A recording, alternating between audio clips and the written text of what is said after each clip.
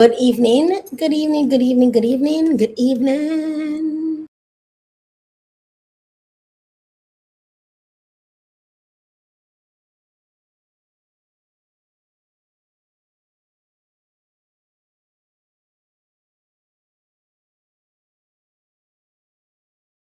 Welcome to the show. We're about to get started.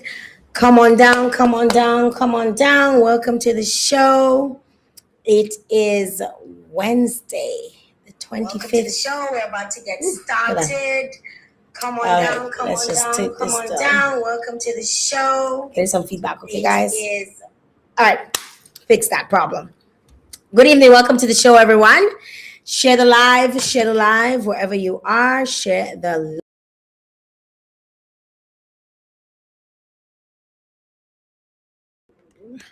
I want to welcome you on board with us. Those of you who are tuning in, it's been a while since I've been here. It feels like forever. Come on down, come on down, come on down. The show's about to start.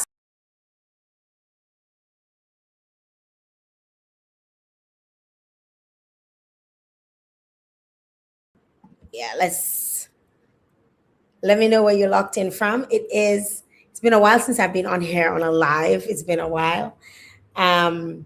And it's good to be back. It's good to be back on here with you guys, to talk to you guys. We have an interesting discussion coming in here this evening. So we're going to be talking a lot about that, but mostly the legal side of things. So we're going to be talking a little bit about that. So share the live, guys. Share the live.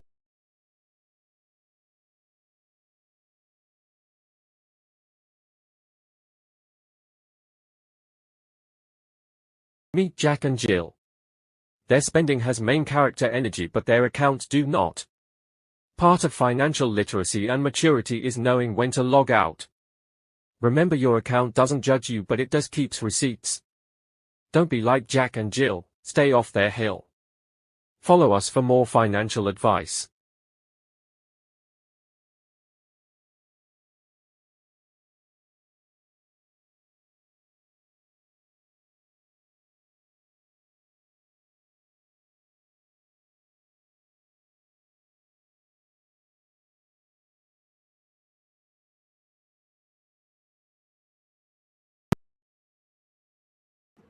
All right, guys, we're back on here. I want to say thank you very much to our sponsors. Without them, this you see me coming, getting me to come on here tonight. No, I'm just joking. But I'm really grateful to our sponsors, because without them, I would not be able to continue the work that I do. So thank you very much to the National Cooperative Credit Union, and thank you very much to Fresh Market, Best Price, and Cash and Carry. Thank you very much for your continued support. I truly appreciate it. All right, somebody is trying to get to me, so I need to turn off my notifications. So let me just put my computer on Do Not Disturb. So that should solve that problem. All right, guys, we are here to discuss something super important. And I know a lot of us Dominicans, we were very pleasantly shocked and surprised when we saw Emo release this 2 days ago. It was so that was today's Wednesday, so on Monday, and the notification read, and I'm just reading it off of my phone, and I don't have my glasses on, so bear with me. So it said the Kalinago Council announces proposed permit policy for non-Kalinago visiting the Kalinago territory. And that's on the 22nd of February. The Kalinago Council is currently putting measures in place for the implementation of a new permit system for non-Kalinago individuals seeking to visit or stay within the Kalinago territory. This proposed measure is aimed at enhancing the protection of the community, its cultural heritage, and ancestral lands. Under the proposed policy, non-Kalinago visitors would be required to obtain a permit from the Kalinago Council for the duration of their stay in the Kalinago territory. This initiative is part of ongoing efforts to assert the rights and the responsibilities of the Kalinago people as stewards of their land and to ensure that all activities within the territory align with the values, traditions, and safety of the community. The Kalinago Council states this is not about exclusion, it's about protection, sovereignty, and sustainability. Our lands are sacred, and as we welcome respectful engagement, we must also ensure that our communities' well being, security, and environment are not compromised. The permit system, once finalized, will outline clear guidelines for entry, duration of stay, and permitted activities. It will also include provisions for educational research and collaborative initiatives that align with the Kalinago cultural values and the Kalinago Act. Members of the public are encouraged to follow updates and participate in community discussions as the Council works towards finalizing this important policy. I was reached out to by both the chief and Joel Paris, who is going to be joining me here this evening. So Joel Paris will be joining me this evening, and the chief will join me at a later date. And I, first of all, I want to say how honored I am that they would choose me as the first medium to come out and speak on the or speak about this. And I feel a huge part of it is I've done extensive work in the Kalinago territory, the KT as some of us call it, especially as it related to my master's degree. I got to spend a lot of time. I spoke to Joel. I spoke to the chief Annette at the time, who was just a senator and a nurse in the community. And I spoke to many other leaders within the community. I got to interact with them for it was I believe it was over an 18-month period. Could have been just a bit shy of that.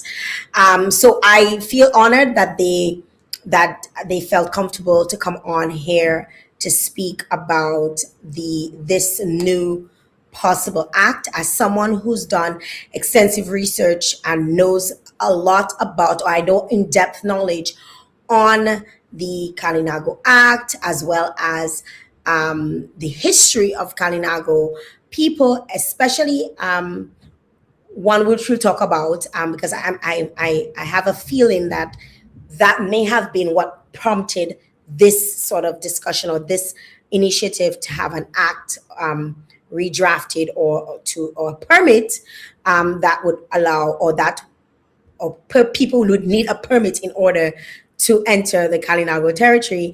I think Joel will be able to shed some light on this as an attorney at law. He'll be able to expand on why, in terms of further discussions. We plan on having discussions with the chief.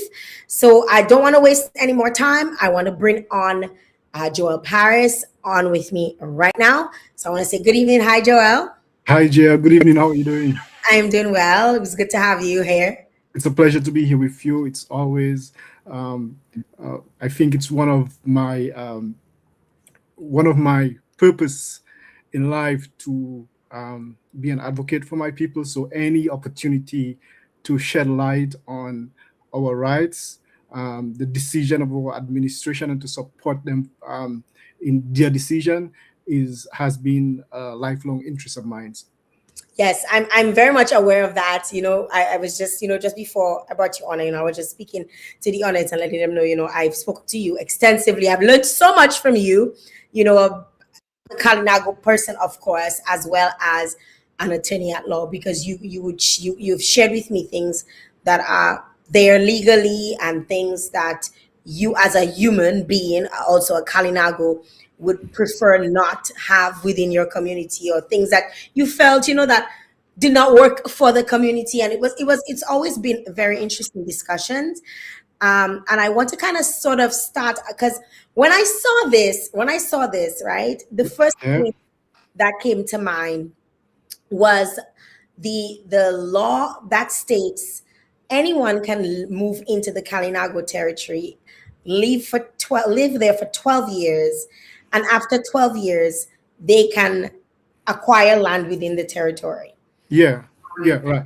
And I found, like, even during my research, I found that to be wild, because my understanding of the act, the Kalinago Act, and that I think it was 1902, was, I mean, one, it was essentially to move Kalinagos away from what was assumed as preferred land and settle them elsewhere. And what essentially, I felt was done in a discriminatory way, ended up working out to their benefit, because you Kalinagos ended up on the better parts of the island, so to speak. I mean, that's based on my perspective. Of course, you can definitely object to that, and you can definitely say that this is not the case.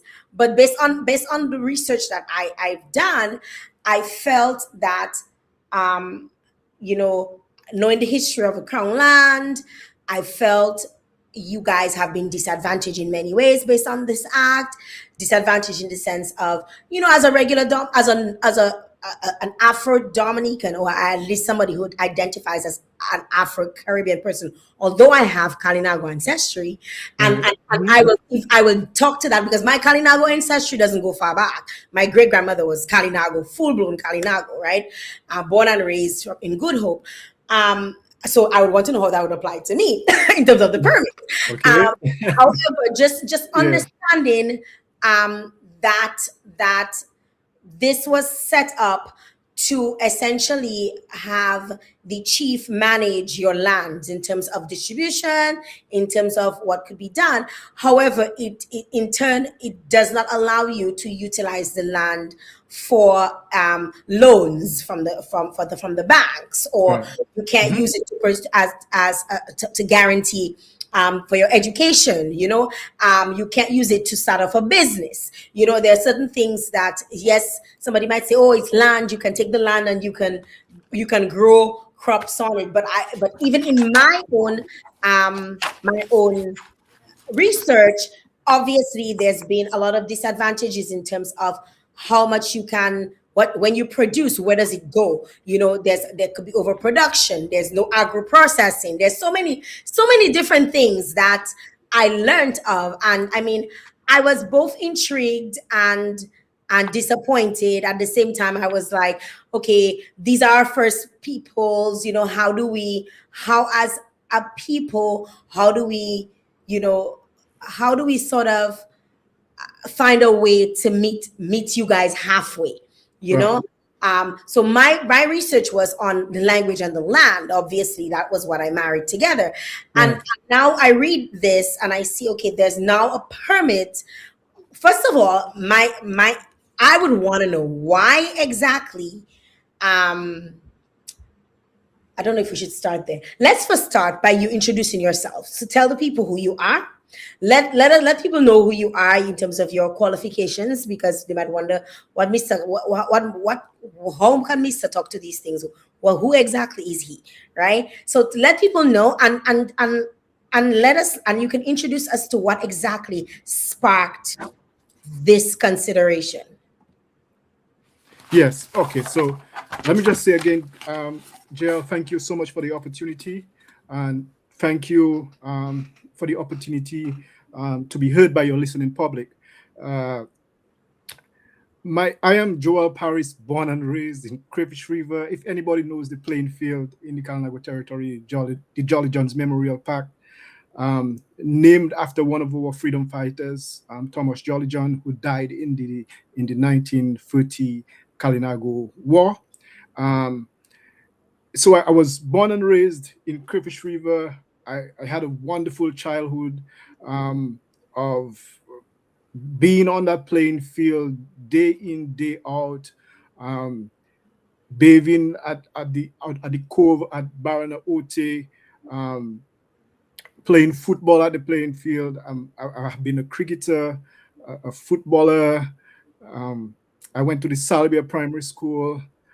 Um, all these years in my memory were the um, fondest times in my life, and I wouldn't exchange that for an experience anywhere else but in Crayfish River and going to school at the Salibia Primary School. where I had amazing teachers and mentors. So that's my premise. I subsequently went to the Castlebrooke Secondary School. Castlebrooke Secondary School. If there anyone who went to the Castlebrooke Secondary School, one of the I'm so proud of the Castlebrooke Secondary School today for what the school is achieving, the brilliant performance of students from rural Dominica. Man, it's one of the most um, uplifting experience for me because I love to be attached to the Castlebrooke Secondary School. I was one of the first set of students at that school who entered for the full 5 year experience, and so proud of that school. And I subsequently went to State College. State College, man, that was a rough experience for me, mainly because I had to travel so far from the Kalinago territory. Um, I was always broke, always There's always hungry, taking the bus from the Calago territory to be in town all day. It was a very grinding experience to have. So I do not necessarily have a lot of fun memories. I made some good friends there at the Dominica State College, but I do not necessarily have fun memories necessary of my experience because of the guaye, the rough times that I experienced. They're coming from the Calago territory. Um, yeah, I subsequently went to UE. I pursued a degree in political science and history. Um, After that, I, I worked in Dominica at the at the youth division as a youth officer. I subsequently went to study law at Cave Hill. I did my LSC in Trinidad at the Hewden Law School, and I'm currently pursuing master's in U.S. law at the Florida International University. wonderful. Thank you. Thank you. Thank you. So it's good to know a little bit of your background, Mhm. and I know you've always advocated for your people. You know, sometimes in conversations with you, I'm not really sure where you stand politically. It was always, it always seemed like your views and your viewpoint would align directly with your people. Um, That's and correct. and that is that again, that's just my perspective. Yeah. What else could you say otherwise? And I recall, we having conversations about if somebody's asking that they didn't know there was a Kalinago War. Dominicans don't know half of their history. Right. There was a 1939 Kalinago War. Well, it's documented as a Carib War, which happened simply because they wanted Kalinagos to pay taxes on gideways and cheese that they brought in from the French islands. Right. Right. So yeah, Jill, I feel like that was a critical period. I mean, some of these aspects of our history, I think, is material to what derailed our development because we always asserted a sense of autonomy in terms of our operation among ourselves and our relationship with other groups of people, right? Mhm. And at that point in time, the colonial government found that we should not be so self-determined to engage in trade with a foreign country. At that time, Guadeloupe and Martinique were, uh, and they still are French colonies. And the English government felt that um, they had to violently usurp our right to trade freely as a Kalinago people, as a Kalinago nation, with Guadeloupe and Martinique, where we would exchange our cultural products and our traditional goods for um, for items such as Cheese, cheese. just basic items for groceries, clothes. So some of the things that the colonial government would have found in the Kalinago territory were not necessarily available nationally, right? Yeah. And they didn't like that we were seen as having an experience in that privilege. Yeah, and it always baffled me because it took less time for you guys to get to Guadeloupe than it would take to get to Roseau.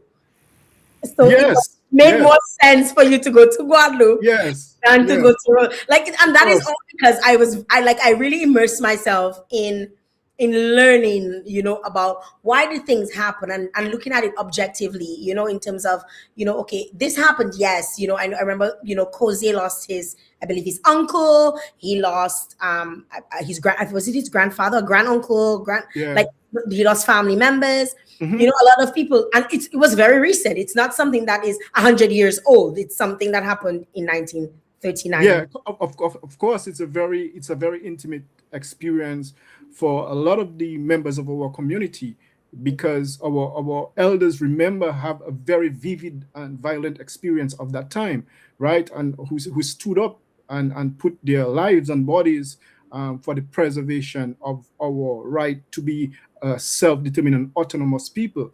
And there are people who died for that. So that all native groups, in across the Americas, have a similar story of resistance, right?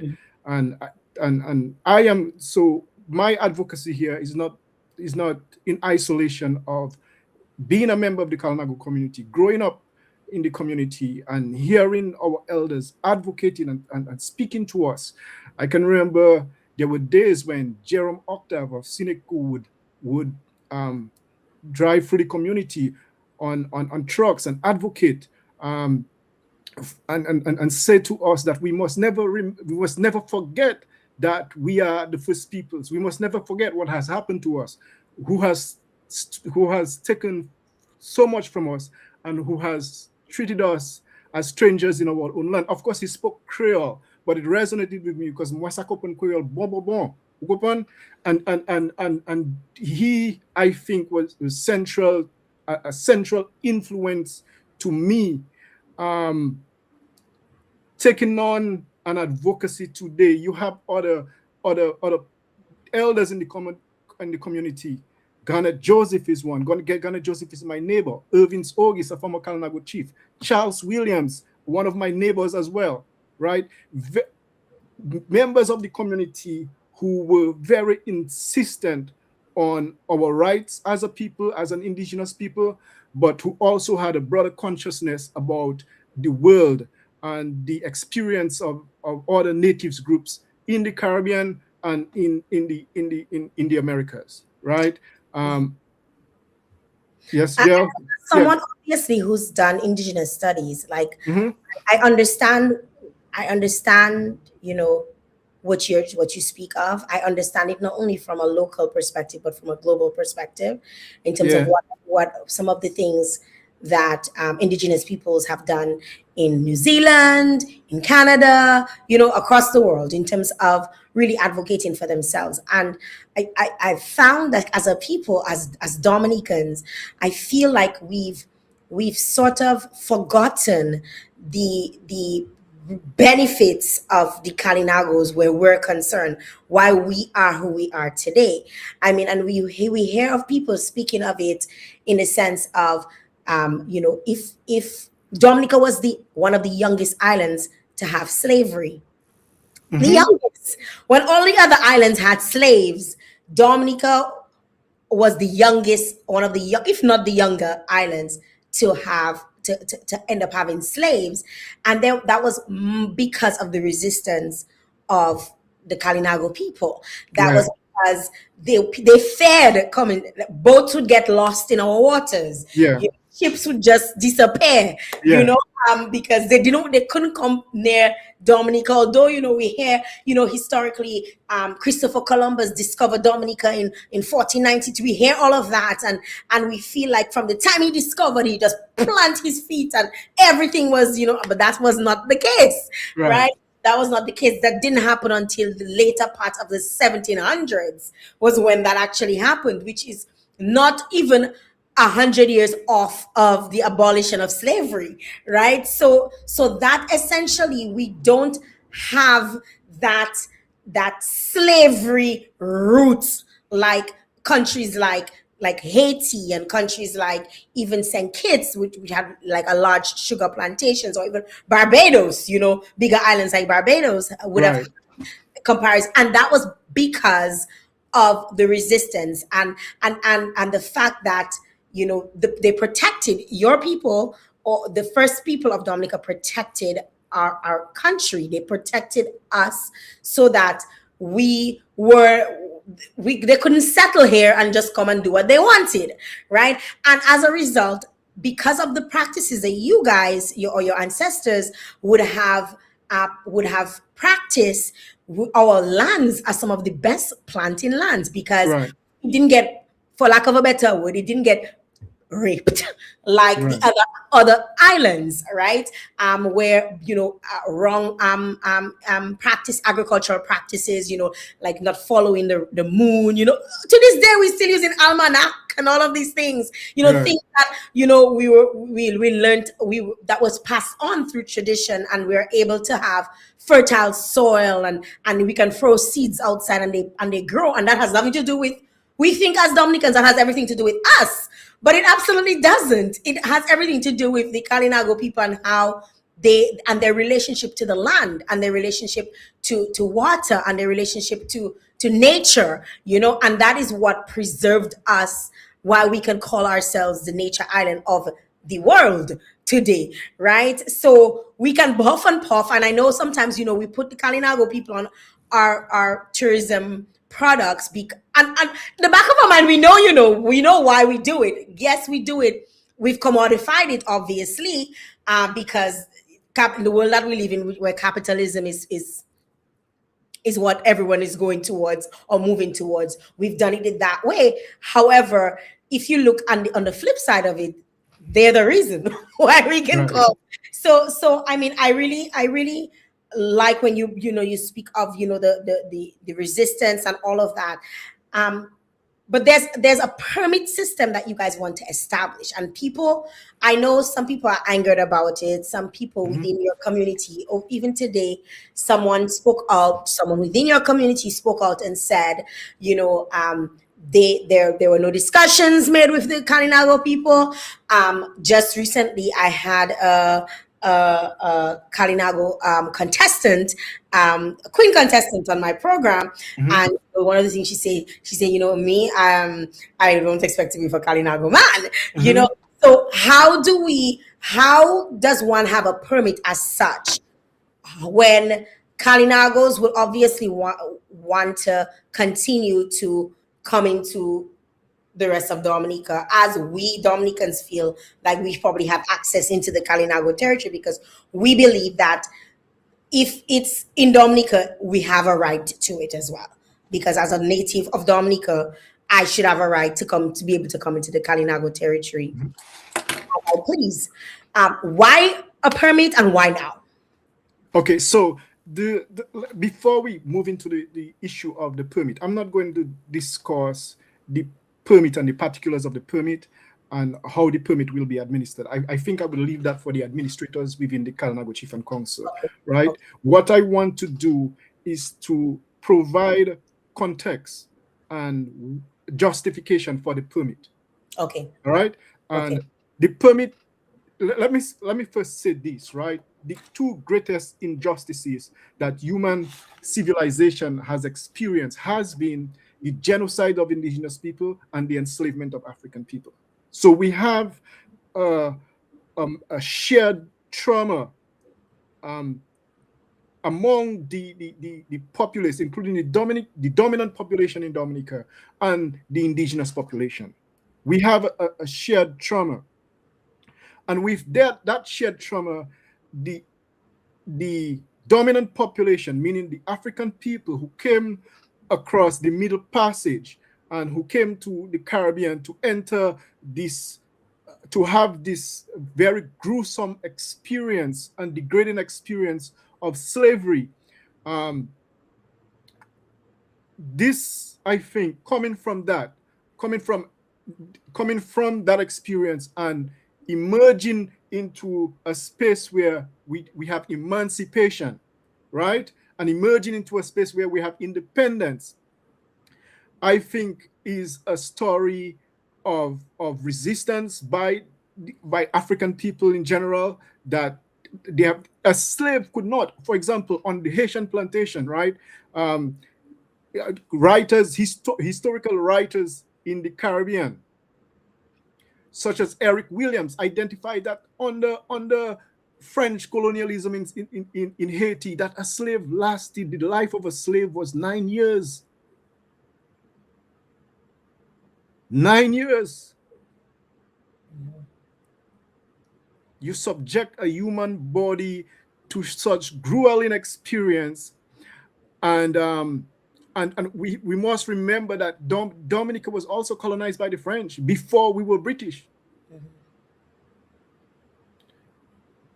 Right? So the point I am making is that subsequent to our genocide, our experience with genocide, there was also a serious deprivation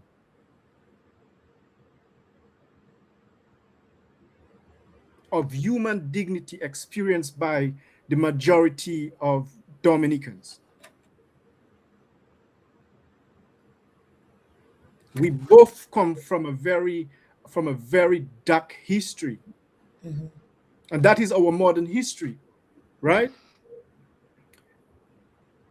Also, in your liberation struggle, in the liberation struggle of African people, you also have African peoples who asserted their autonomy and self-determination to flee the plantation, flee the establishment that subjected their humanity to such a degrading experience.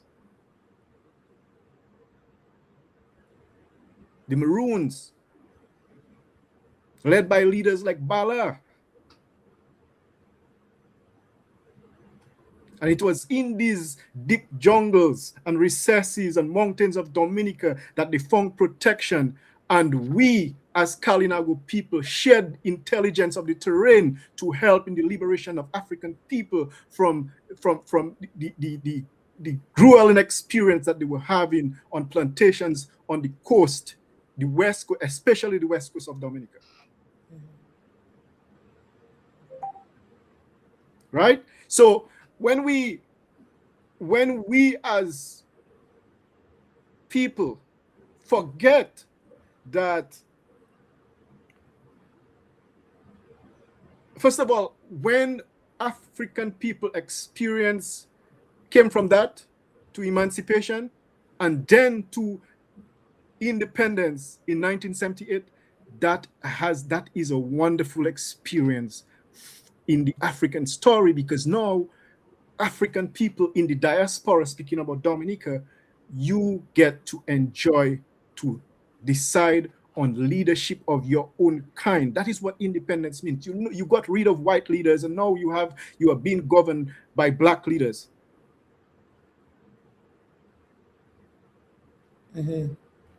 But while we experience that significant injustice in common, in the sense that we had experienced as Kalinago people genocide, the deprivation from us of all our human resource, our people in terms of numbers, and the theft of our property. I said in one of my posts recently, and I will justify it, that everything Dominica has, all of its riches, all of its minerals, all of the land, all of the water, everything that makes Dominica a place, one of the best places to live, everything that makes Dominica the place that it is because the Kalinago people has been disinherited of it.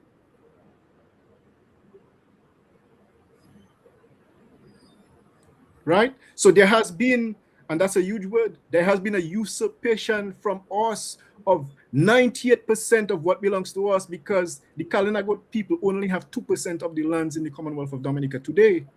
So do you feel, is this a feeling, well, I mean, I guess it's based on what you're saying, it's a reality, that you have not had autonomy over your governance, whereas black people became independent and received black leaders, and they were able to like, I mean, I raise my kids in Dominica for a reason, because I want them to feel entitled. I want them to move through life not thinking about racism and all of these things, right? And because I look at that as a privilege that we're afforded as Afro Caribbean people. Mhm. Are you saying, as an indigenous person, you still remain bound? That Yes, and yes, my apologies. Go ahead. go ahead. No, you no no. No, No, obviously, jail. Okay, so in our development trajectory, in terms of what has occurred to us, right? The African people in Dominica accepted fully the transfer of lands from England, knowing that this was not English resources that they were transferring to the African people. We were right there, present on the land, living on that land.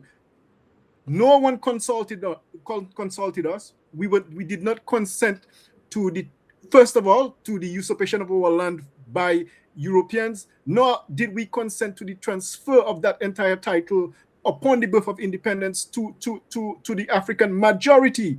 Right? So we explain were to me. never engaged, in that, in these discussions. Mhm. Nonetheless, we are saying, right? And that is where autonomy is coming from, and the authority for that is being established by the United Nations, right? For example, Jael, just to rely on some authority here, right? The UN Convention Against Genocide, one of the most material conventions that we must rely on to assert ourselves. It has support for autonomy of indigenous peoples. Support for autonomy of indigenous peoples. The UN Convention on Racial Discrimination, it calls for government action to develop coordinated and systematic action to protect indigenous populations and to promote our social and economic well-being. They're not talking about protecting our individual liberties. If we speak about individual liberties, there is going to be, as which the Constitution of Dominican makes provision for, protection of the individual, not a collective group, cultural group of people, Okay. right? So the Constitution doesn't recognize that we have a collective right. Now, that is the point that I'm making, that we need to go back to the drawing board with regards to how do we negotiate our rights. So Joel, Mhm. hold up a second. So in other words, what happened in 1902, which essentially sequestered you to 3,700 acres of land, you're saying today that we did not have any say in this. This was something that was forced on us. And then when independence happened, the black people became independent, but we would still did not have a say in anything. So are you saying in 2026 that we were not in favor of these things? We did not agree to these things. So today, now, we want back what is ours. Is that what this is? Or like what exactly? Not quite, not quite. In terms of, it's not an issue of we want back what is ours, right? We The practicality of it is that the United Nations, right, um, has crafted legal instruments to make provisions for the states that have acquired all of what belong to indigenous peoples and build their territories upon the lands of indigenous peoples, to ensure that there are certain protections available to protect our unique and distinct cultures, our way of survival, our traditions, right? At the point, yes, you have gained so much from us. We are the ones who were most prejudiced by the establishment of Dominica, in the sense that we have lost so much, right? I'm not denying that. I'm not denying that. However, one might say, as somebody who's again Mm-hmm. studied your people or studied Mm-hmm. indigenous people, I might say, looking at the Kalinago territory, that probably the most important things that should, or something that should be at the top of the list of things to do, is how can we develop a, a way in which you can acquire loans for further development. How can we've heard of, monies being put in trust but not really having access to. You've heard of all of these things, right? How can we make things seem, or how can we rewrite the wrongs that were done, in terms of, okay, do we start implementing? I know, like, we started implementing like Kalinago words, in terms of, it's being taught on radio stations. Mm-hmm. We've started these things.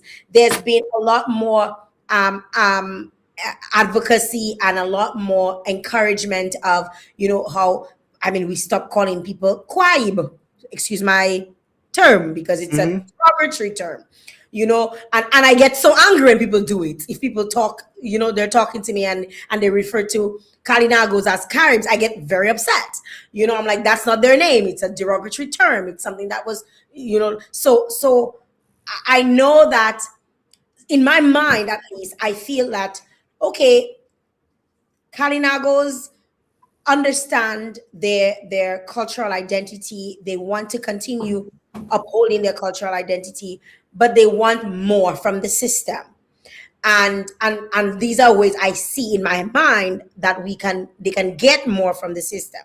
But it would appear that this permit kind of now puts a wall between you and us, where, No, no, Jael. I'm saying Mm-mm. it. I'm saying it Yeah. as it was read, because a non-Kalinago person is Mm-hmm. technically me, Mm-hmm. right? I mean, I was able to gain access to the Kalinago people for the purpose of educational purposes, which is also listed as, ways in which you not necessarily have to acquire a permit.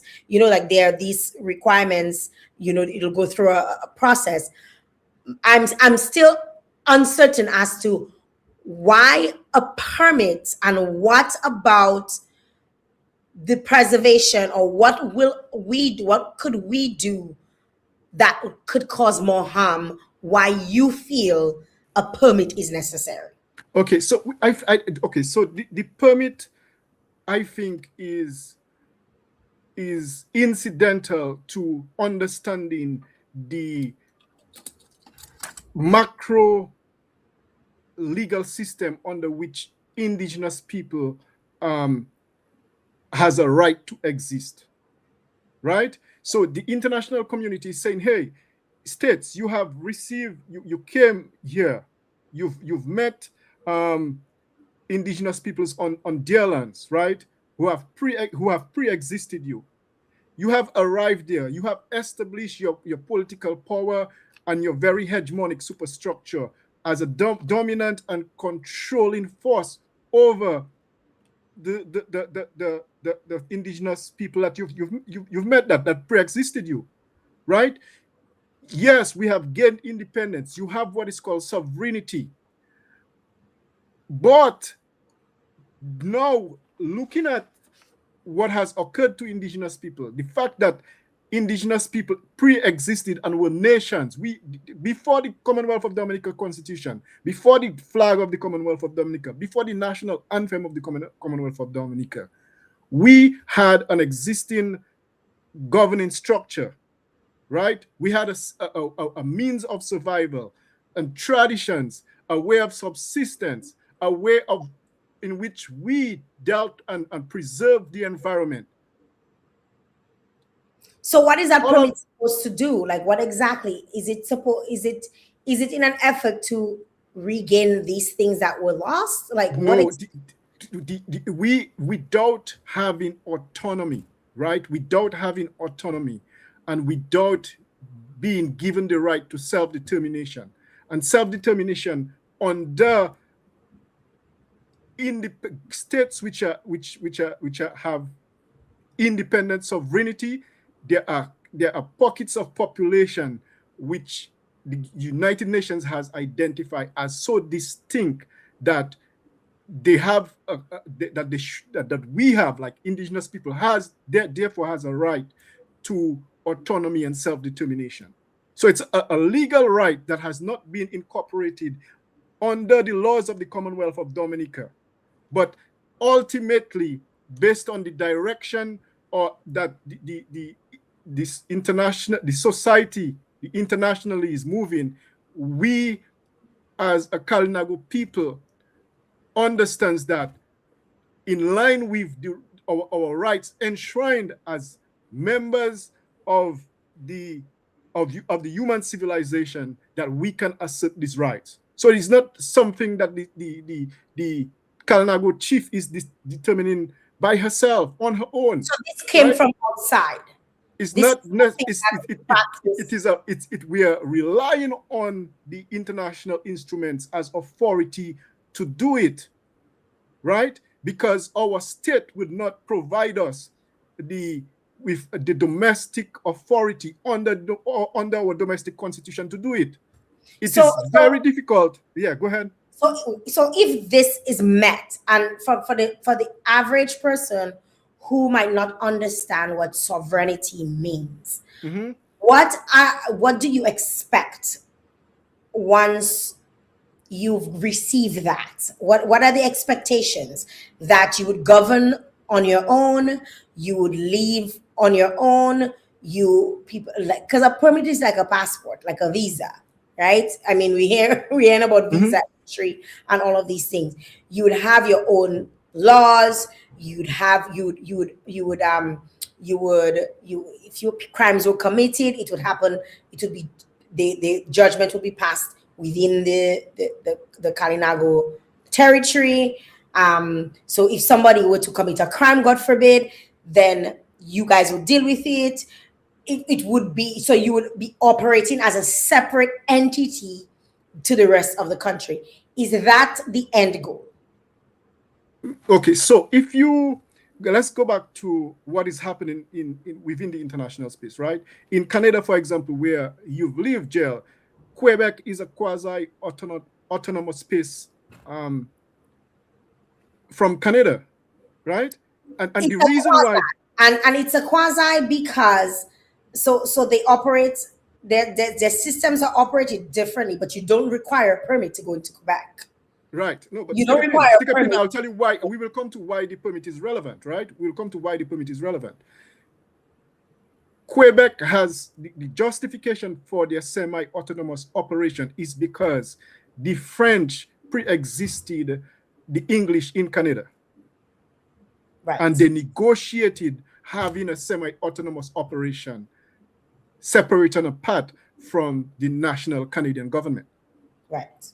Right? So it has always been identified as a rule in law that if you pre-existed, right? If you pre-existed, it's a fundamental principle in law that if you pre-existed someone in title, right? You came before them, then the person with priority to that title, that space, is the person who can establish a right previous in existence.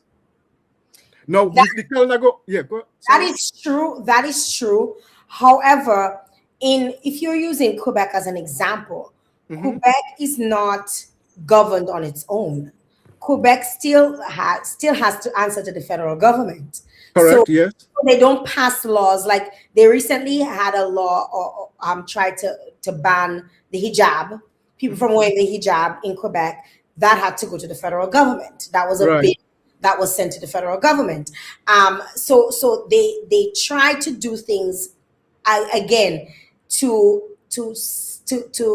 establish that they are operating under their own laws or their own governance. However, they still have to respond to a larger a body above them. And that, I mean, Canada is strategically structured in a way that, I mean, we have provinces, we have territories, provinces, and obviously we have, Quebec. We have, I mean, there's so many different things that we can get into, but this is not about Canada. Everything is not just I say I can do this because I'm living in Quebec, and they say okay. It doesn't work that way. You may go into Quebec and you might not be able to speak French, and you might feel like, oh gosh, I don't know what to do with myself. But that's as far as you feel it, right? In terms of a regular person going into Quebec. Everything else is in French versus English, and so on. Granted, Quebec is not even considered the country, the country where French is most spoken. French is most spoken in New Brunswick. So it's still not even Ye- something that is Yes, but much but I'm them. using that to make a simple point, Jill, that there is under international law, right? Under international law, we do not have a right to complete autonomy, right? That is not what I'm speaking about. We have a right to quasi autonomous operations and self determination, right? And that means it gives us an opportunity. It gives us an opportunity for third parties, non indigenous parties, to allow us the leverage and the space to develop our own educational institutions, right? To develop our own health institutions, to ensure that we can provide a life for our people and the members of our tribal community, that and not necessarily and not and to incorporate within that system our unique traditions, right? If we, for example, and that is the direction that we are trying to go, that is what we are trying to negotiate. And in negotiating our rights to autonomy and self-determination, we have to negotiate that from the government of Dominica, Okay. right? We I mean, have to attempt to get the when I saw government of Dominica. Go ahead, my when bad. I saw when I saw this, right, the first thing Mhm, that came to mind, the very, very first thing that came to mind, again, as somebody who's spent a lot of time in the Kalinago territory, I mhm, recall, hearing through interviews, of the number of people that Kalinago children that went missing, whether they were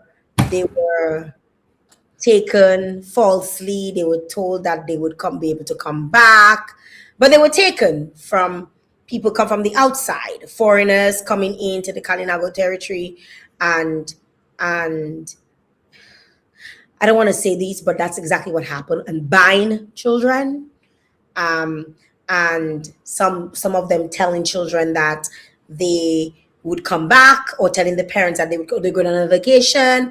And that is when I saw the permit, that is where I thought this was going, right? I was like, okay, something is coming, you know because I recall at one point in time hearing, and the number might have grown significantly from when I initially was exposed to it. Over 100 children were taken, right, and displaced across the world, in different countries, and we don't even know what some of them were used to do. I mean, we're hearing of Epstein files now, and it almost felt like we had our own little Epstein situation happening in the Kalinago territory, right? So that's what I thought, and I was like, to me, I was just like, oh, it's about time. That's exactly what I said, right? It's about time. So even when, again, we read things with a different at a different time, in a different mindset, with um a different viewpoint. And sometimes in the moment when you're reading something, that is what that's what you absorb. You absorb certain parts based on your experience. So I never saw it being something where you wanted autonomy to govern, you wanted autonomy to have your own educational system. And I'm not against you having your educational system. I see it as something that is vital. It's something that you've struggled through based on my own research, especially where your language is concerned and the loss of your language, because we might say It's still there, but we just know words. We just know words, words, words. We can't make full sentences. We don't have full Kalinago sentences. There's so many things that were lost. And when your language is lost, eventually you as a person can become Right. lost. You know. Right. Yeah. Mhm. So that is So, what. Jael, there is precedence, right? There is precedence for indigenous people gaining a sense of autonomy from the governments that have power over them. So essentially, we are not saying that we want to be a separate state, right? We were a nation before the establishment of the Commonwealth of Dominica. And that is sufficient justification for us to protect our distinct cultural integrity, Now I have a right? question. What does Mhm. because currently the Kalinago falls, I mean, when we think of the Constitution of Dominica, the Kalinago territory falls under, in terms of like, Kozie is, for example, the parliamentary representative for your area, your constituency. What is it called? Salibea constituency? The Correct, yeah. Salibea constituency, which is kind of a bit of Kalinago territory and a bit of other communities and stuff. How would that work in terms of his role, or a role as such? Would that be something that would no longer exist, and the chief would take on the role in government in terms of the voice of the Kalinago people? I'm just trying to. Yeah, yeah. I ultimately, right, because of the divisions, right, and the opportunity to cause so we are very fragmented politically in the Kalinago territory, and I don't think we are different from any other constituency in that manner, right? That division among our people allows our leaders to be co-opted by political organizations. And that imperils our ability to set our priorities for the advancement of our civilization, right? And so the political forces are tremendously cohesive in the sense that for you to be given an opportunity, whether it is an economic opportunity, a job opportunity, an employment opportunity, you have to align yourself according to the dictates of the national political establishment. Mhm. I mean, I'm just, Right? I'm just, We have, I'm yeah, reading. we have a different, our interests as indigenous people is significantly compromised when we associate ourselves with partisan politics. And my hope is that we can come to the realization that we were our pre-existence as a nation gives us an opportunity to focus on our governing structure, because that governing structure has never been, we have always have it in existence, right? That governing structure Can you has tell me lasted. what that would look like? What would that look like? Because, and be very frank, and I know you you tend to, for lack of a better word, you tend to be a lawyer, be a Kalinago person. Right. The No, purpose. we just want an opportunity to determine our development on our own terms without the interference of the national government, So right? how would that look like, for, in terms of, so for example, you would want to self-govern, essentially, no interference. How would that does the laws of Dominica would still apply to you, or you would manage your own laws within your.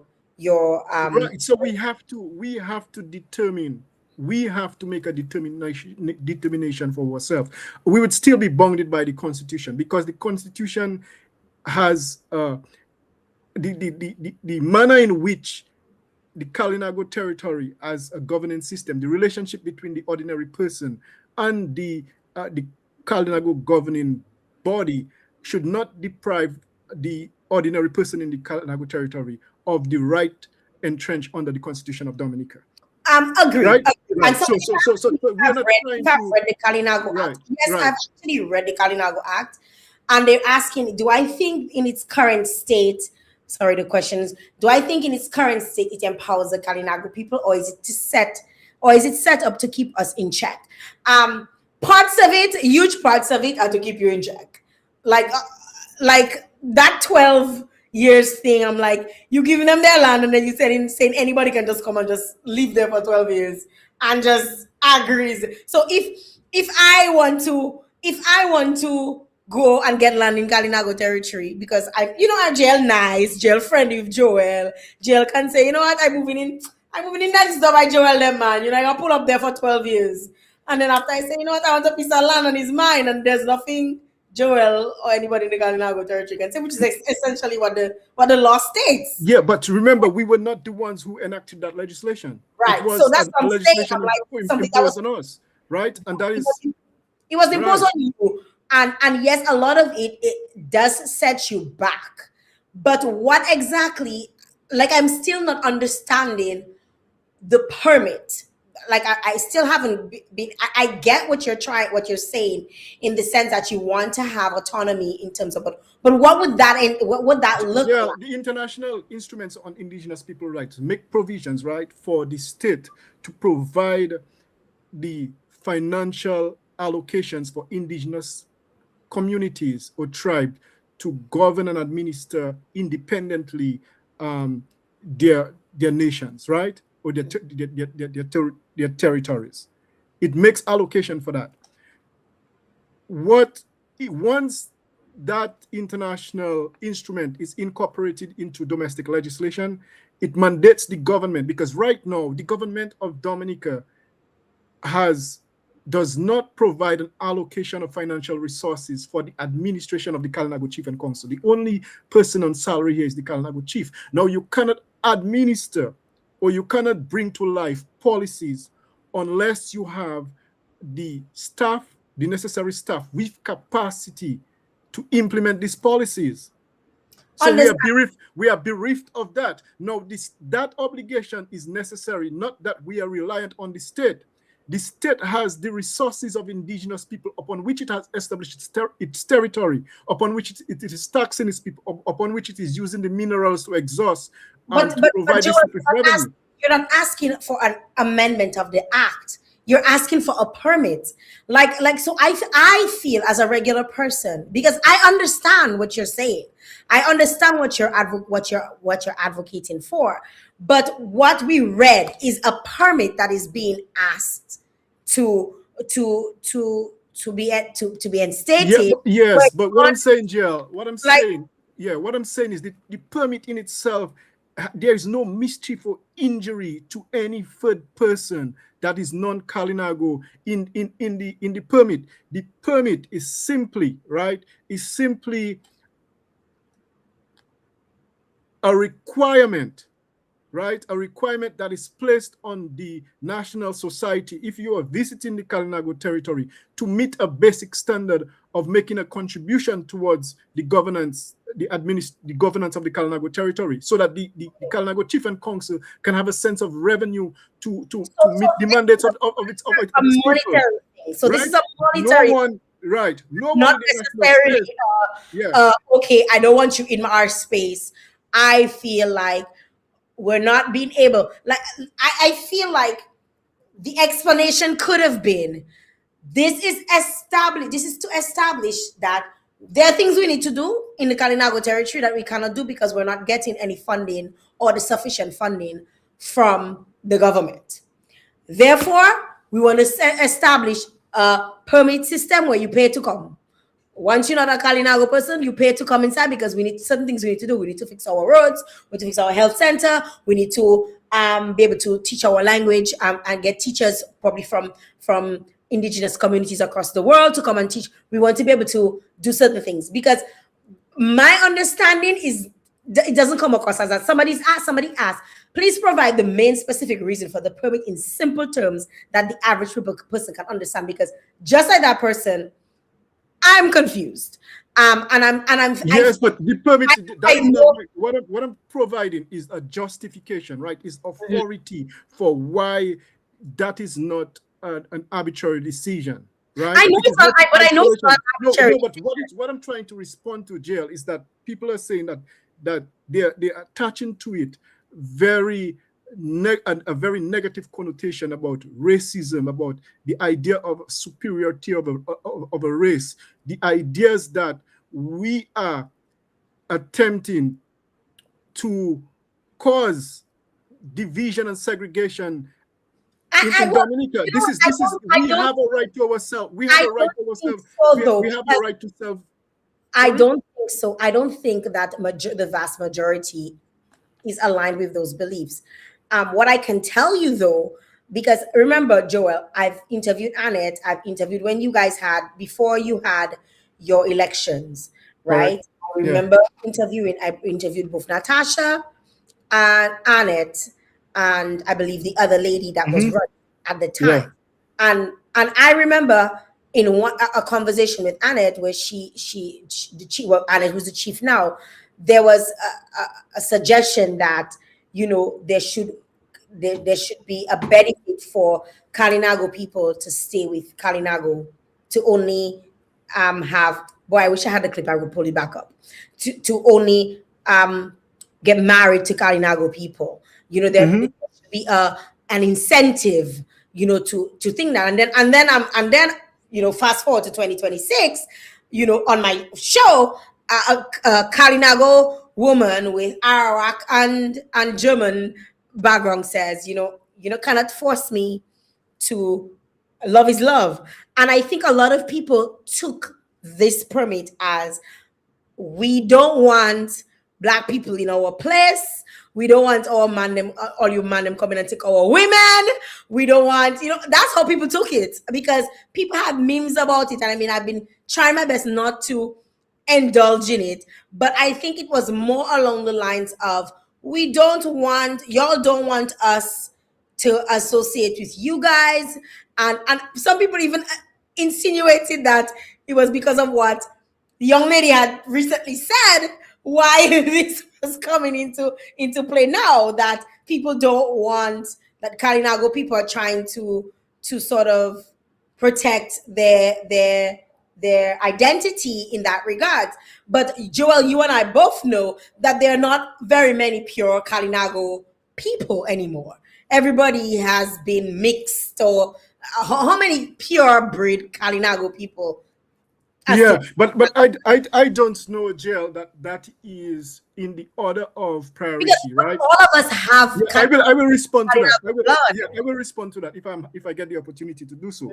Right? I don't know in the order of priority of what is important to us as a nation, right? In terms of the Kalinago people as a nation, I don't know that is a, a priority right now for us. What we are attempting to do is attempt to have the state understand, right, and accept and get the support of the majority of Dominicans in doing so, that we have also suffered a significant deprivation, right? The state has not acknowledged, has not given us an acknowledgement in terms of a legal acknowledgement of the fact that we have suffered this injustice, that it has benefited tremendously from our displacement, in the sense that all of the land, all of the resources that it's established its sovereignty upon actually belongs to the Kalinago people. And therefore, with that significant benefit, the state now, in exchange, is giving us a guarantee that we will be allowed to operate our semi-autonomous nation under the flag of the Commonwealth of Dominica. We will have an opportunity to build our traditional health system, educate our young people. Because what I saw from the young lady who um, I felt would be a good ambassador for the community, what I saw is a struggle with identity that a lot of young people, not only Kalinago people, but young people in Dominica struggle with, because when Afro-Dominican youth interact, when they leave Dominica and they have to interact to the world, they have a rude awakening of what is out there and the fact that it is so different from Dominica, right? She is trying to, I think, I could be wrong, and I hope I am wrong. There is an perhaps an absence of security associated with her identity because of the oppression, the poverty, I did not get that though. the raw. I did not get No. I'm just one moment, And so what I'm saying is that there is an onus on us as the leaders of the community to ensure that when we are building our institution and when we are empowering our youth, that when they go out in the world, that they can be ambassadors of their culture. I'm not saying that everybody I did not get that she but felt. I didn't again, get that. we can From my agree to disagree, and I interaction, can be from wrong. my We can agree. interaction with her, I did not get that she. I felt she was a very proud Kalinago woman. Like she gave me a little history on her background, her which nobody else came and gave. You know, she gave a little history on her ancestry, but her identity, she identified as a Kalinago woman. The fact where the Afro the black side of things came about when she spoke on her preference where love is concerned. So it had absolutely nothing to do with her loss of identity or her culture or anything. She said clearly that she holds her head high as a Kalinago woman. She loves her features.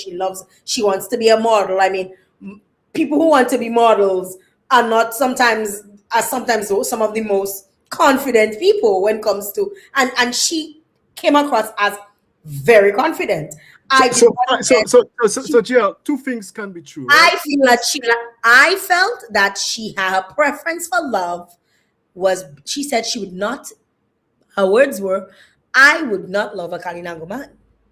Right? So, And so, if I so, was on so, a different show, I would have so probably right. said So, I'm not, like. so my interest here, Jill, is this. Quite frankly, if there is a percent, there is a percentage of the demographic within the Kalinago territory who asserts their interest in ensuring that there is continuity of our civilization, But right? And once and no, what does continuity look allow like? me an opportunity. Allow me an opportunity.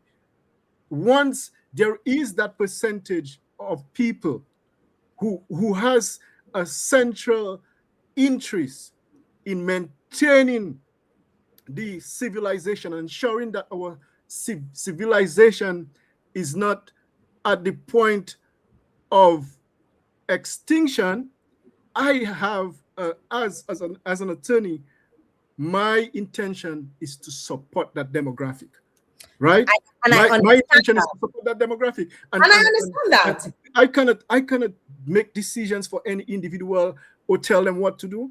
There was a Caribbean philosopher who says Caribbean people are divided by day and they copulate by night. All right, and so this is not unique to Dominica. If you Mhm. lived in Trinidad, you have a demographic of people in Trinidad called Douglas. It's a mix between Afro Trinidadian people and Indo Trinidadian people. You have it in Guyana, right? You people will be people. I cannot prevent that. What I'm saying is, if she what I saw was a willingness to say to a percentage of Kalinago men that, hey, not whether what your character is, whether or not what value you bring to the world, I am saying to you that I cannot accept you. Right? I But cannot. that's not No, no, true. stick up in, stick up in. I cannot I don't accept you agree with because that. if Because I have, I could say if the same tomorrow, and I don't and if I I could have say, my, if but I have, Joel, yeah, go ahead. I'm gonna keep it 100 with you. Mm-hmm. I, as a human, I'm more attracted to Kalinago men than black men. I I'm more attracted to Kalinago men than black men. I will fawn over a Kalinago man over I would a black man. I'd be like, damn, he fine. I wanna touch him. That is me, and that has nothing to do with their character or anything. It's just preference. Yes, but she is now. What I'm saying, Jael, is she's representing herself as an ambassador of the community. You don't try to disempower individuals or any sector member of that community while simultaneously So, attempting to be an ambassador for the community. essentially, you were saying Right? that That she is hurt that the is feelings of that Kalinago is men by sorry. saying she hurt the feelings of Kalinago men. She emasculated Kalinago men by saying, Mhm. I'm not interested in Kalinago men, just by saying and I mean I did not get that, but I understand your point. I understand your point. I understand what you're saying. In the moment of the interview, I did not get that. However, what you say makes sense. It makes sense, and I can understand I your am perspective. not. Yeah, I And am I not interested. I am not interested in essentially what was said by her. What I'm saying is that our people, our young people, we need to ensure that our young people have a sense of belonging, a sense of identity, a sense of value before they are placed out there in the world. so Because you we feel that cannot. that come from you self governing, so to speak, or you having I your own. think given the opportunity, when I was a young person, Carifuna Cultural Group, right, used to regularly have youth camps. And I would attempt these youth camps, and it was education on our traditions, our identity as an indigenous civilization, our history, our traditional values, fishing techniques, hunting techniques, Kalinago Kalinago's Kalinago spiritualism. It was a sense of preparation for us to remind us that we have a rich culture, we have a rich heritage, So what right? happened? Why doesn't it So continue? so so, so what I'm saying is Why that what no, I'm but my saying is question to you, Joel, mhm. why hasn't this continued?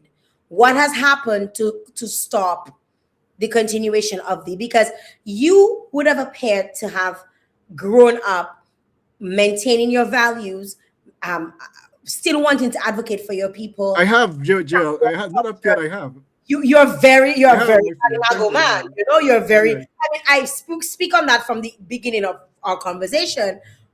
We've had multiple conversations, and there's no doubt in my mind that you are very much for your people. What changed that? Because isn't it just a matter of saying we can go back to doing this? Because even in my own research, I also got a sense that a lot of, for example, Sancha said what she said, but for example, Okay, the yeah, let's Kalinago not focus on territory. her, because what I'm No, no, saying no. is it may be a She said what symptom she of a said. We're brother. moving on. We're Yeah, moving on.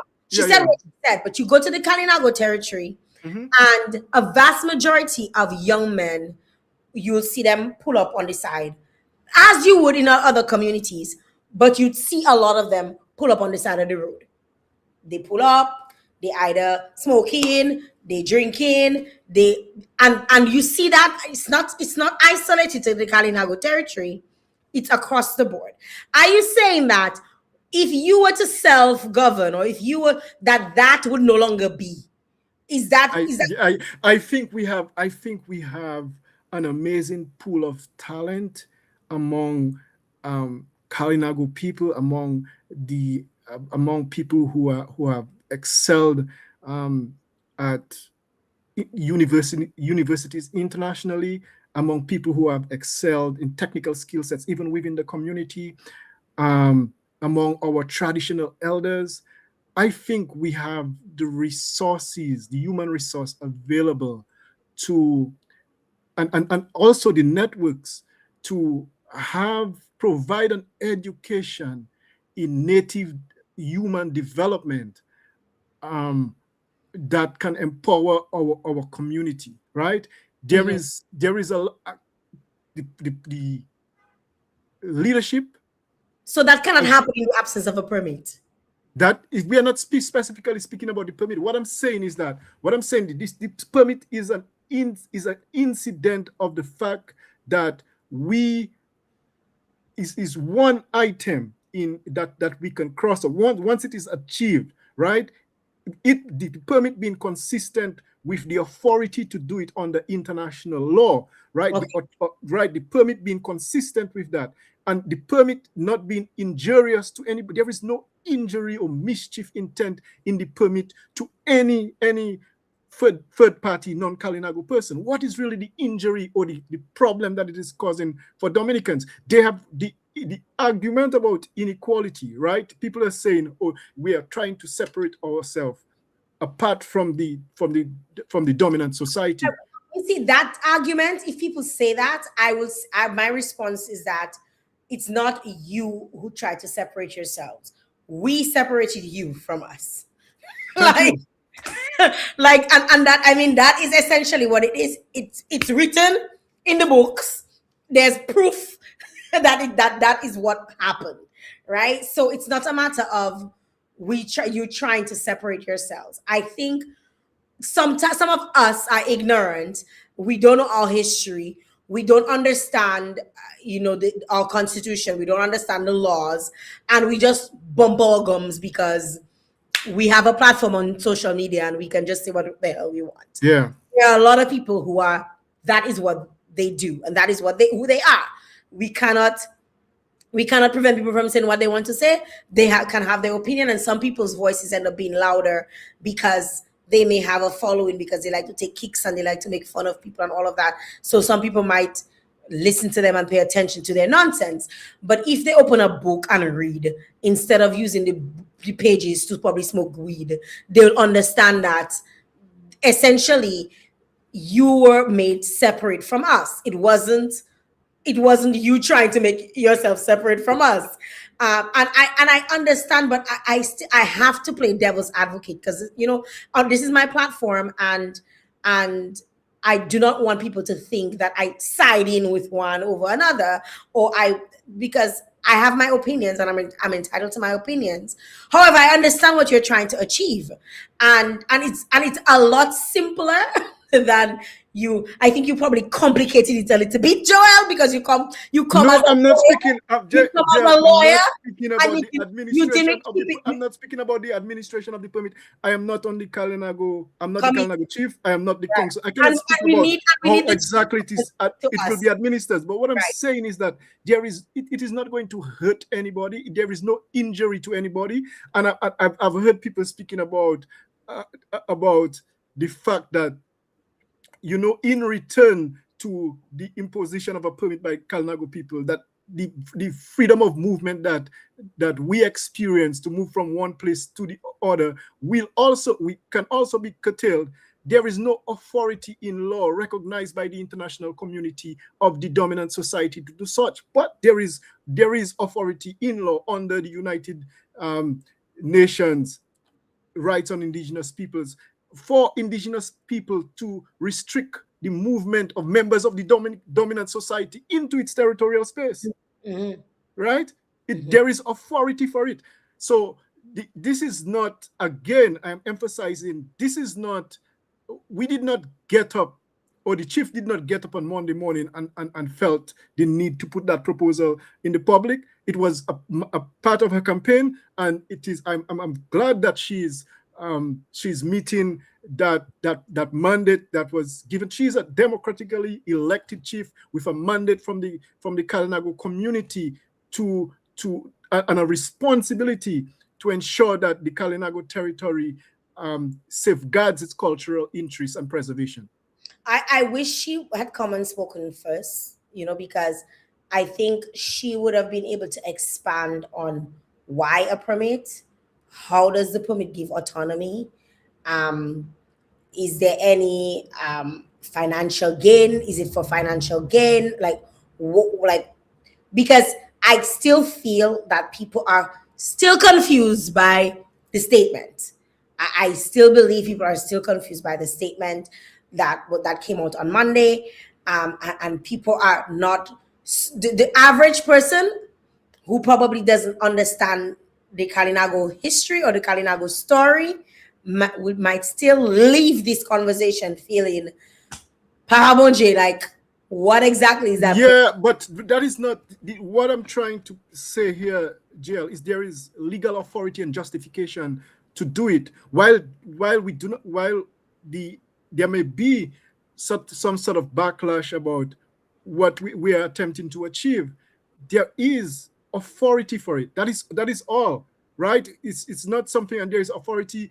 There's established precedents for it within native communities in the United States of America, in Canada, in Latin America, in Central America. People are, and people are sharing my sentiments. Somebody says, I think he's saying that the permit is an expression of self-determination. What is this? No, that's a different comment. So let me just go back. The comments are coming so fast, eh? Okay. So Kimani is saying, I think he's saying the permit is an expression of self-determination supposed by international law. I guess he meant to say supported by international law, but I hope the council's reasons are more practical. Yeah, Kimani is right. Kimani is right. He's right. I cannot as a non-administration come and say and give details about what the permit is, But what I can tell you is that it again, and I am emphasizing that it is not causing an injury to any person that is so significant that it will derail their rights to not come to the Kalinago territory if they wish to.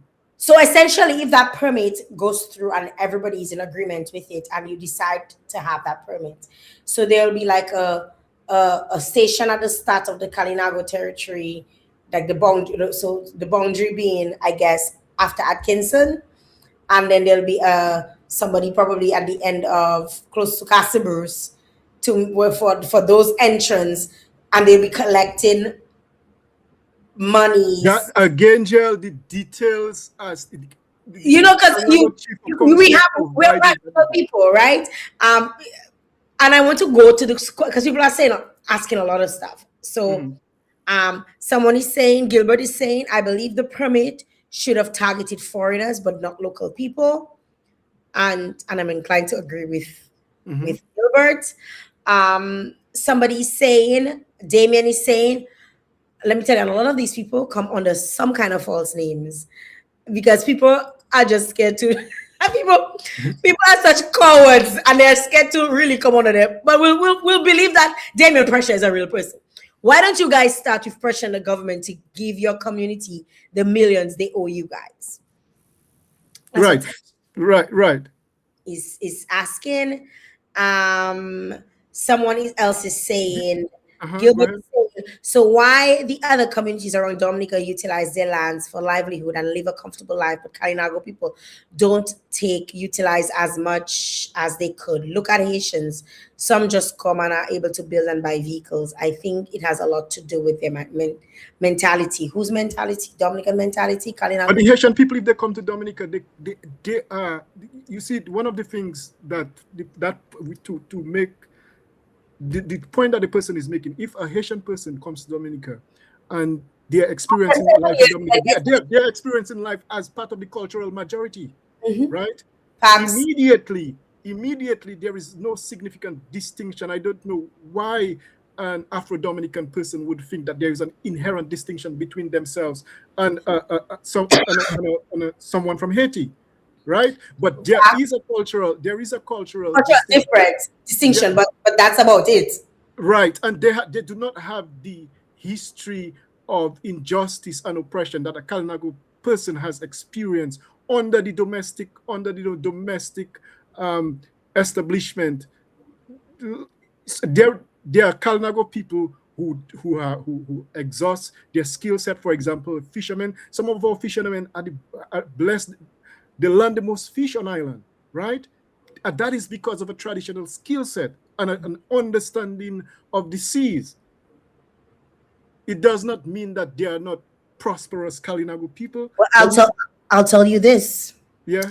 In Canada, we go to the Indian reserves many times so we can get our cheap ganja. Let me tell you, because we get our permits and we go forward. We go forward. They also have the best prices on gas. Listen, Yeah, and but Jael, the Seminole tribe of Florida, for example, they are given a very an exclusive license to operate casinos in yes, Florida, yes. and so no other And that no is other no when they say the Indians are the ones that stop you, pull you over. The when you pay a ticket, you're actually paying it to the Indian reservations to and the not Indian reservation to enter the Indian to to yes, enter that is Indian reservation, and non-native people in Florida accept it, well, they can have a and are choice happy to make a contribution towards it. the native communities. Mhm. And but in Dominica there is that sense of resistance. I understand the resistance from the fact that we had the majority has also had a history of trauma. You see what I'm saying? So Right. I understand that resistance, but what I'm saying to us is that there again there within civilized spaces in the world there is precedence for it. So Karate is saying, as a Kalinago, I think we can implement permits in the future, but as of now, what are we offering that is so different from the other parts of Dominica? The, That is what. so this character is asking an excellent question, right? What are we offering that is so different from Dominica? The fact that we as a people have survived the brunt of of that the fact that we have survived and we have been so resilient and we are still here, that is what makes non-Kalinago people interested in us, right? And so I do not know that I support essentially tourism. I do not know that we should implement a permit for purely for non-Kalinago people to come and see us within our civilization. I would not support that idea, right? It's like a show. That is not what it is, right? It is the fact that, in my opinion, the Kalinago community, the reservation, continue to be evidence of the significant crime and deprivation that we've experienced by the Crown and subsequently by the independent government establishment in Dominica, right? So what she's saying, what do we have to offer? We today would not have to offer anything for people to come to visit members of a civilization who has survived the brunt of colonialism and still retain aspects of their culture. She's also stating that the rest of Dominica is just as resilient. So how would that be applicable in That's not that? necessarily but the rest of Dominica, if the The rest of the Dominica is governed differently. Like like no from is no, it's not that the rest of Dominica is not resilient. We have a different history. this We have an entirely different we're, history. we're also governed differently because I mean just thinking of land, we have access. Like if I want to buy land, I mean, yeah, you can buy land within the KT, but what exactly can you do with it? And Except the state has never attempted, in the sense that the state have never genuinely attempted to correct, to remedy the problem that we experience in terms of our access to financial resources, right? yes. One of the ideas, and they could Well, actually, when I was doing my master's, I recall, part of the discussion was that, and that was 2021 when I ended, Mhm. that part of the discussion, there was an actual fund, because I remember speaking to Koze about it. There was a fund that was established that the government had established to put money in there that Kalinago people would have access to. And you may be able to shed some light on that. Like, what is the status of that fund? Is that a fund that people from your community? Because I wouldn't know. I did not go into, because I remember it even making the papers that that fund was established for the financial advancement or the economic advancement of Kalinago people. And that was because of the sole purpose, sole reason behind not having access to funding for um, economic advancement, whether it is to start a business or to for tertiary education, or to buy a house, or whatever the case might be. um my in my mind, it's like, okay, that was said to be established. Have Do you know, is that something you would be able to give me? Well, I'm not, again, I'm not in that office, right? I'm not in that office. I think Mr. Frederick would be the best person to address that. Okay. And these are questions that are legitimate and relevant to him, right?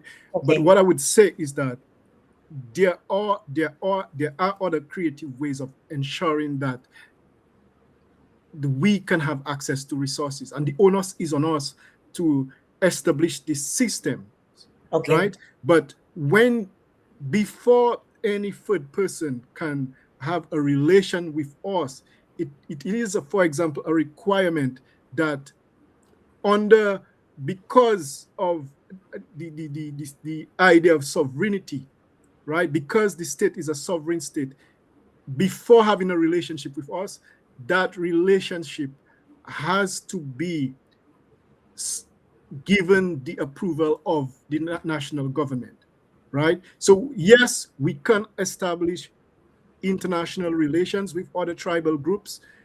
We can establish relations with the international community, or persons who would like to see the empowerment, the economic empowerment of our community, and creatively, for example, establish a trust fund where the interest from the trust fund can be used for the development of that community. And that was one of the that was one of the uses that I felt that the contribution from Venezuela would have been demarcated to, but that wasn't done, right? To ensure that a largesse is available to the Kalinago community, and that the interest from that trust fund would be available to Kalinago people for lending for the development of, I don't know, educational pursuits, business development, agricultural development, fishing, that sort of thing. But that wasn't done, and it's a largesse that we've lost. We never had control of that largesse, and the government of the day has not necessarily provided proper accountability of what happened to these resources.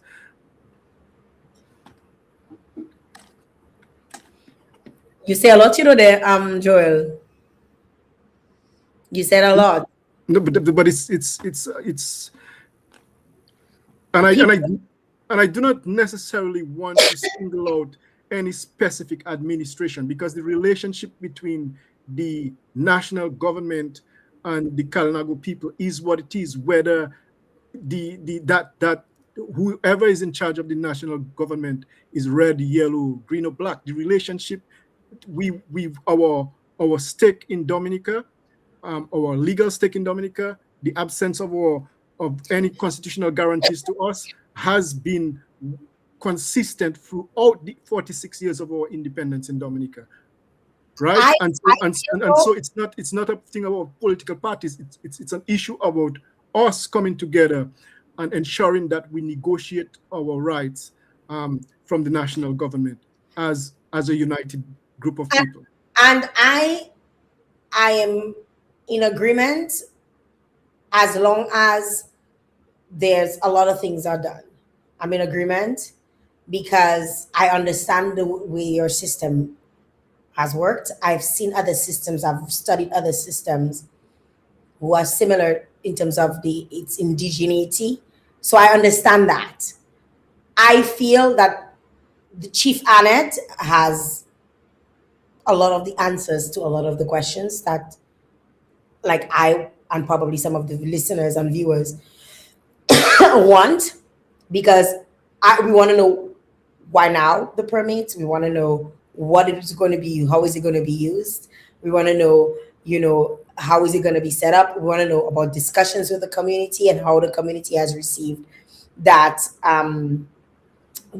consideration to have a permit. There's a lot of things we want to know that you probably cannot answer, or you stated you cannot answer because you would not know. in terms of the how that is governed, or how that is going to be. No, it's not. I am not the proper person to provide these You're not the answers. What I proper can provide is the justification, and that is why I'm here to provide a justification as to why it is necessary for not only for the Kalinago territory to issue a permit in its discretion, but for us to assert our rights as an autonomous and self-determined group of people under the national constitution of Dominica. That is all I am here for. This, and to say that there is proper authority for it. It's and that it's not an arbitrary decision by the chief to assert the autonomy of the Kalinago territory in that way. There may be other ways in which during her tenure, or apart from her, so the person who succeeds her ensures that we are on that route to achieving or realizing our rights as an indigenous people under the Constitution of the Commonwealth of Dominica. Kimani said there are plenty ways to express self-determination. A larger percentage of the national budget going to allow the council to properly administer the town, a permanent seat in parliament, a national loan guarantee that allows Kalinago people to access credit and mortgages, allow the kitty to run the Kalinago Barana Ote as a quasi-private museum resort that with a significant stake for council. The ability of the KT to run certain services like fixing roads, building homes, renting apartments, a right of refusal for the Kalinago contractors before an outside company is selected to provide public services or build public infrastructure. To me, the focus should be on building out the territory. So that's what Kimani Yeah, that's an excellent point by Kimani. Labs is saying. Mm-hmm. Claude Sanfi, I guess Claude Sanford is saying, Mm-hmm. stated from the beginning that he's giving the legal justification. Yeah, we're clear on that. We're clear on that. Even if he's giving the legal justification, we will not stop me wanting to know more, right? So we're very clear on that. Do people who are merely driving through the territory to go to other communities need permits too? That is a question for the chief. Correct. Vendetta is asking. He's going beyond. He has said nothing actually. She's saying that you've gone beyond justification and have said nothing. His role is to the why. The how will come from the administrators. Correct. So now they're having a conversation by themselves, amongst themselves. Legal justification for who? He clearly wasn't prepared. Too many unanswered questions. And I think both you and the chief should have come together. And Yeah, but what exactly is? no, what when I say exactly- come together, come on here together to speak about it. I think people want answers to the what, the where, the how on the permits, and the justification. Yes, I get it because I'm very much into your history, so I get it. But somebody who's already put in their mind, they want permit, they want to separate themselves, they want this, how are they going to work? The justification means absolutely nothing to them. You get what I'm saying? No, but that is not the sense. That is not what I got. That is not what I got. The issue is people felt, how comes the Kalinago chief has such an audacity to issue such a proposal? I don't think people felt that they. Well, honestly, I can get where you would get that based on some of the responses. I think we in Dominica we like to skin out our teeth for any little thing, and we like to without reading into it deeper.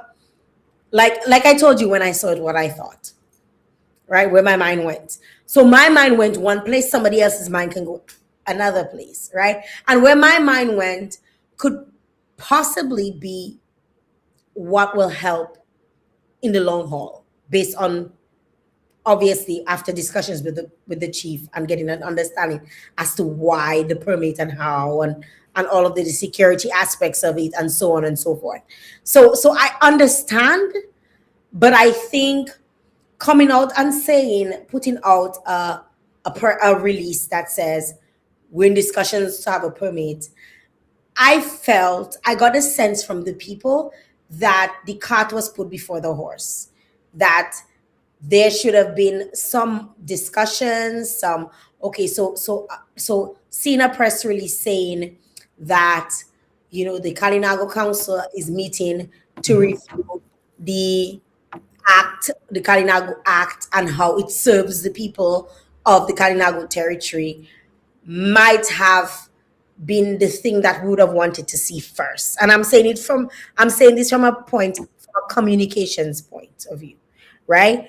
If you see that a statement comes out that a permit is like, reading it, you first thing you think is like, oh, next week the permit going to start, right? And it's not something that is, again, it's not something that I feel people will be trying to be ignorant about. And I'm, geez, I don't know why I put in my hand in fire for Dominicans, but I didn't get the sense that people were feeling like, who the hell she thinks she is. I got the sense of, but how that happened there, like when that happened, when that going to start, who does it up, how, if I'm, because right now I'm just like, oh, I have Kalinago blood in me, how does that affect me? Like everybody wants to know, but even people within the Kalinago community, because one of your advocates in the really in the Kalinago territory was like, well, no discussion has happened amongst, and based on you and you speaking, obviously I understand that there's a process, and it just comes across as if the cat was put before the horse, that there should have been more communication or different types of communication material transmitted to educate people, rather than come out and say there's plans to put a permit. You get what I'm saying? Well, the point is the leader has been democratically elected and she has a mandate, and it was the part of her campaign Get policy, that, but I right? get that. But you understand what I'm saying. I'm not saying all of what Chief Anet is trying to do. I understand Joel. What I'm trying to explain to you is not what she wants to do, but how this specific release was received by Dominicans. It was received as if a decision has already been made, No, it says proposal. It clearly said, expressly said proposal. even if it says proposal. Proposed, right? It, Proposed. it still comes across, because for people even within your community, people who are educated, to say, well, the Kalinago people, we don't even talk about it yet. It hasn't been discussed among us. So when you say propose, who is it being proposed to? Is it being proposed to the government? Is it being proposed to the UN nations? Who is it being proposed to? Right? So you understand what I'm saying from a communication standpoint? I don't believe that how it was presented in the right way for people to understand. And that is why you even had to come and justify. Yeah, so I kind of, yeah, no.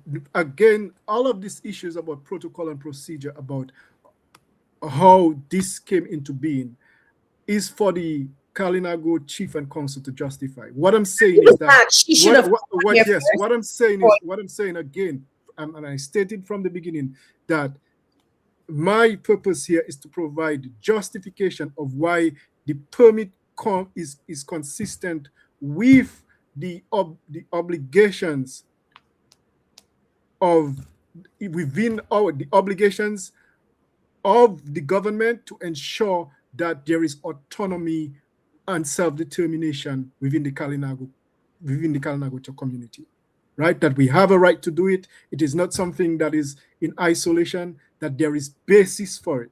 That is all, right? So the fact, the nuances with how exactly it will be administered, that is for the chief and council to do. And that has been clear from the start. It still will not eliminate people wanting to know more, Right. right? People are gonna want to know more. I think people would have come under the impression that there these answers are gonna be answered, or these questions are gonna be answered tonight. Um, I really hope that we can have the chief on because, I mean, and I know how Annette thinks because I've spent enough time with Annette, you know. Annette's a very serious person and she doesn't do things, she doesn't operate in a silo. You know what I mean? Like based on my interactions with her, I just feel that the way in which it was presented to the public, it essentially alarmed people for more harm than good. And what you I mean, I understand because I've spoken to you. I understand what you're saying and the justification. You have justified your justification. Okay, right? However, it's it still leaves people people mind. Yes, and that is okay. Even again, the Kalinago chief and council is operating under serious limitations, right? The Kalinago chief and council doesn't necessarily have a staff as part of its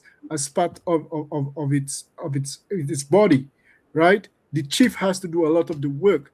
The nuances with regards to the permit, I believe that the chief has a proper intent to ensure that it is not prejudicial, or it is not done in such a mischievous manner, um, to so affect the society that there should be a concern about the movement of people to the Kalinago territory, right? But there is a basis to do it.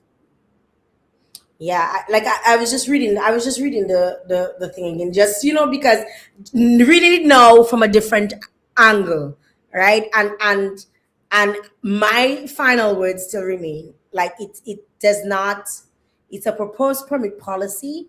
It says that there announces a proposed permit policy, but it says they're currently putting measures in place for the implementation Correct. of a new permit system for non-Kalinago people. The proposed measure is aimed at enhancing all of this. Okay, so the council states this is not an exclusion, and then goes on to say it is about protection, sovereignty, and sustainability. Our lands are sacred, and we welcome respectful engagement. We must also ensure that our community's well-being and security and environment are not compromised. The permit system, once finalized, will outline clear guidelines for entry. Now, reading this again, reading this, it appears that it's already, even if it's something that is still like in proposal stages, at this stage, being disseminated in that format, it reads as something that is already finalized. And that is why people are so confused, and that is why people are coming up with their own analogies, and people are stating that, oh, they want to be separate from us and whatnot. So now I can actually state that, listening to what you've said tonight, understanding that the information that you have justifies why this permit can work within your community, or why the proposal of a permit can work, or why a quasi autonomous system can work, or whatever it is. Listen to you speak, but still reading this, it comes across as if this is already finalized, and the council says this, we need to do this, and it's a done deal, right? And so I understand now when um was it Maureen comes out and states, well, there was no discussion. So I understand that, because from reading this, you will feel, but there was no discussion. Yeah, How Jael. Yeah. So, Jael, what is you my understand? okay? So Why am I here? Why am I here? The point is, I'm telling you, what I'm telling you, Joel, is hmm, first release one should have seen is the Kaninago Council are meeting with their community to discuss measures to establish a permit system within the community. Okay, so the Kalinago, okay, Are you yes, yeah, understand what all I'm of it. saying? We may have I think it's the issues with. community, is the way it was communicated, and I think that is where the problem lies. The problem doesn't, because anybody who have a brain will understand what you're saying. Like it's not it's not nonsensical what you're stating or what you're suggesting, right? It's just I don't believe, and I firmly say this objectively, even with my intense love for the Kalinago community, that the way in which this was communicated is what caused the uproar or the discussions or the even people misconstruing exactly what is essentially going to benefit the Kalinago community with no impact on the rest of of the country. You get what I'm saying? Like it has become a discriminatory thing. People looking at it as a, they don't want man to come inside the community, or they don't want, or hope they stay. So they know if they want permit for people to come in, then when they come to rest of Dominica, we can charge them. Like all of this is just nonsense that could have been avoided because of how the information was transmitted. And I think it's how the information was transmitted. And I could simply say lack of resources from by the Kalinago Council. Obviously, they're operating, and I understand the operations, right? Which is why I've brought people to the Kalinago territory, and every single time I've brought people to Kalinago territory, and it can vouch for this, I have made my people pay a fee. I've done it. Okay. I brought French students to the Kalinago territory, and I made them pay a fee, and it's not a $50 fee. I make them pay a nice fee, right? I tell them that this is a community. We have to be respectful of their culture, their identity. We have to be respectful of how they live and everything. We cannot come and want to do research on them without paying, right? And I made sure that that is established whenever I bring people into the community that they pay. Gwyneth can vouch for that as well. I've made sure of that, right? And that's because I understand how indigenous communities operate outside of Dominican space, right? I understand that. I understand the respect. Like there's something called um, Indian time in Canada. Indian time is it might seem as the wildest thing ever. Indian time, imagine traveling 7 hours to go and speak to a chief. And when you arrive, the chief tells you, or their subordinate says to you, you cannot see the chief. The chief doesn't want to see you for a couple of days. That's Indian time. You have to respect that. You can jump high, you can jump low. The chief kind of doesn't want to see you. And it's not because they don't want to see you specifically. It could be spiritually, it could be so many different reasons, right? And it's called Indian time. And and I because I again, because of my background, I'm able to understand these things better. I'm able to give more grace. And I want to appeal to Dominicans to give the Kalinago community some grace so they can organize themselves, organize their thoughts. And probably the person who wrote that press release should not have been that person to write the press release, in order to make it, because it came across as if that was already set up and everything ready to go, and we just waiting to. Yes, Jael, but all it's that is the nuances with regards to. I do not know that whether or not this can be done is how it is going to be done is truly a reason to object to it. You understand a basis to object to I it. don't see no need for objection. Yeah. And again, Joel, please understand what I'm saying. I'm not saying that I'm in disagreement. I'm not saying that Dominicans would even Yeah, the object. same standard can be applied to the national government and I am any simply government within saying, the I'm any simply and saying, The same standard can be applied to the national government. I've never heard a policy of the national government be subjected to such a scrutiny, like an order, a little orders requiring a permit from the Kalinago Chief and Council. I I've understand never seen all of that. any. I understand all of that. I've never But seen. think of it from even your own perspective and how the historic treatment of Kalinago people has been. You should not have expected any less. Because historically, Kalinago people have been treated poorly. Historically. So of anything you do is going to be scrutinized. And a lot of people came with the, like you said, the nerve. Like, who does she think she is? Like, and that is what it was met with. Again, that is, a lot of it has to do with ignorance. So we can put them in an ignorant box and shake it until their head turn into coals. However, the people who are educated, who want to be educated, who want to learn, who are open to understanding, people, I consider people like myself, because there are a lot of people like myself who want.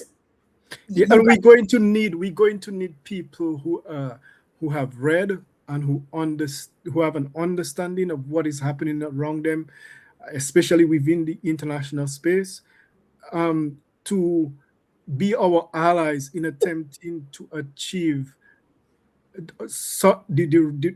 what we're trying to realize for our community, right? And it's important, Jael, that in coming here, that yes, I understand where you're coming from, but you have a different experience from the layman on the ground and the resistance that the chief and council has to deal with from the national majority, right? I'm also asking the Kalinago community to be fair to the administration of the chief and council in its assessment of this, because the same standard that is being applied to, not that the chief and council should not provide an opportunity for consultation on its policies. It absolutely should. But in the absence of consultation, right, there are other policies which are being implemented by the state, right, which are affecting indigenous peoples that they are not raising the concerns about. Okay, so Annette is in the chat. Yeah. Annette is in the chat. The chief is in the chat. She says the Kalinago community was consulted multiple times. I can confirm availability to come on your show to clear the air soon. And she will be in conversation with my assistant to get on the show. I mean, Annette is somebody that I speak to. Annette can speak to me anytime, like, so I feel like I have a great relationship with the chief from our previous, encounters and stuff. And I've always said that she's welcome here anytime. I will. As a matter of fact, I was not scheduled to have a show until the second week of March. And when Annette, you messaged me first and you spoke to me, and then Annette reached out to me. Yes, and absolutely, Jael. When she reached out to me, I was like, I see an attempt to justify. Let's Yeah, these are questions for the chief to answer. Again, simply, and I'm emphasizing that to be fair to me in this discussion, all that had to be provided was the legal authority upon which the chief is acting, right? That is all that was required to be provided in that discussion with you. So a lot of the questions that the national community has, respectively, I submit that it could have been reserved for the chief once she came on. And yes, we could have come on again. together. I think she should have come on first. Or you could have come in together. You could have come, because even when you told me, it's a justification, whatever, I said, but obviously because of schedules and the chief's availability, it was hard to get her on this evening. But the plan is to have her on so we can clear the air, we can get all of these questions answered. But I do accept your justification, Joel. I do accept. And sorry if I put you under pressure, but I just did my job. I just did my job. Look at him rolling his eye. I just did my job, right? I will not be I like to be as objective as I can. I like to look at it from both sides of the coin. And Mm-hmm. as much as I am in support of many things that happens, for advancement of the Kalinago territory, um, the chief knows that, Gwyneth knows that, Koze knows that. They all know, because I stay in touch with every single one of them. I have to remain devil's advocate, and I will tell you that um, I've received what you've said. I understand what you said, and I hope that the rest of the people present understand why it is necessary for considerations of permits, autonomy, sovereignty, whatever it is that happens later. The Joel has justified why it's necessary. However, we still need to understand Yeah, and from that's fair enough. the permits and the discussions leading up to the consideration of permits, why it was considered now, how is it going to work, what are some of the plans, what is it monetary, and all of that other stuff, and that we would need from the administration. Yeah. So, Jill, is there anything further that you think I could assist with? Anybody else has any questions? Because I have no more questions for Joel. If you have any questions that is not about the permits and its implementation, please speak now. Kara Shillingford said, it's great that Joel gave the legal justification for this proposal. It sets the foundation for a discussion with the chief on policy issues. I'm looking forward to more healthy discussions on this extremely important issue. That's from Kara Shillingford. Thank you to my colleague, Miss Shillingford. Kalinagos, somebody says Kalinagos will continue to be their worst enemy. Plagued by partisan politics and personal agendas. Joel did a good job. Good night. So you justified. I mean, you spoke clearly, and again, people wanted answers about the permits. So is that they wanted answers? So in their head is say weapon Dinu got permits la. So will a system? Somebody's asking, and I'm not sure if you can respond to that. Will a system be made? Will a system be made for, oh my God, the question going. Will a system be made for there to be exemptions if you can't pay for the permit? This is a question for the chief. That is the Joel question can for the chief. answer that. Yeah. Great presentation tonight. I'm surprised it took so long to ask for permits to visit the reservation. Would that affect the vendors who sell on the side of the road? That is a question for the chief. You can't pay to stay at your home. People are answering each other. Any questions for Joel? If there's no other questions, we've been on this for 2 hours and 8 minutes. That's a very long time. That's a very long time. Yeah. But the conversation was good. The conversation was hot. And I feel like if there's no other questions, Joel, I'd like you to kind of summarize for people who are just joined, who, if you could give us a brief summary of what you spoke on here this evening for those who may have just joined the discussion. Yeah. So essentially, in conclusion, Jael, what the chief is attempting to do is a start of us attempting to assert ourselves as a distinct cultural group of people who want to preserve our traditions. And the chief is pursuing that path based on the authority within the international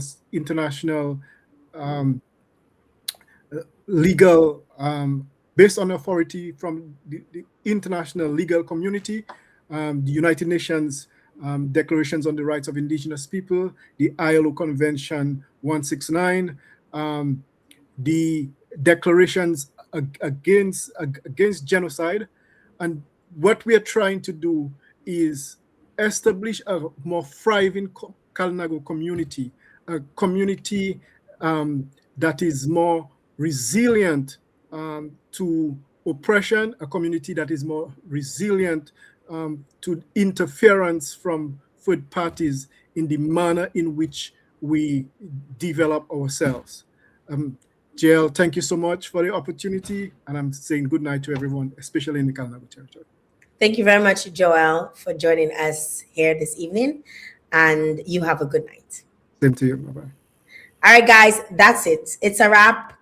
It is a wrap. I hope you guys got as much as you could from this, and I look forward to speaking to Chief Annette once we have her availability down.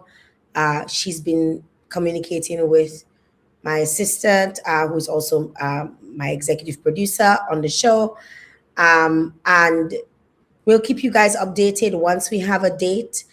As soon as possible, we'll keep you guys updated. And all the other questions that you might have will hopefully be answered when Chief Annette joins us soon. Thanks again to Joel Paris for joining us here this evening. And thank you for those of you who are engaged and those of you who shared. Those of you who are willing to learn and those of you who are ignorant. I mean, we need you all the same.